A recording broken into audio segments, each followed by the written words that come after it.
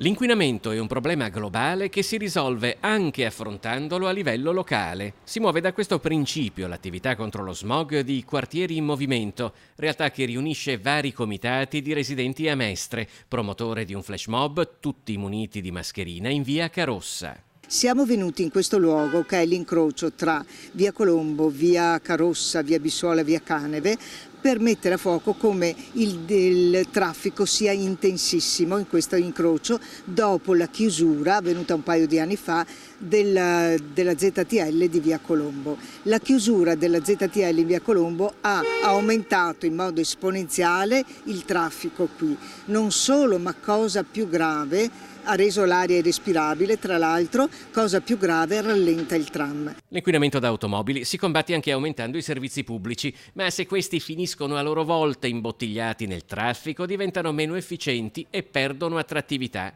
Così come tra le tante cause di chiusura dei negozi in zona, c'è anche quello di una congestione viaria che non invita certo a farsi una passeggiata per le vetrine. Traffico e smog preoccupano anche Azzelarino e Trivignano. Ci sono veramente tantissimi veicoli che passano costantemente, quindi l'aria è sempre meno respirabile. Sul fronte dei mezzi pubblici, per esempio, è ben servita Azzelarino, cioè prendere l'autobus può essere un'alternativa valida? Sicuramente sì, ovviamente per pigrizia o semplicemente per il lavoro si usa sempre di più l'automobile.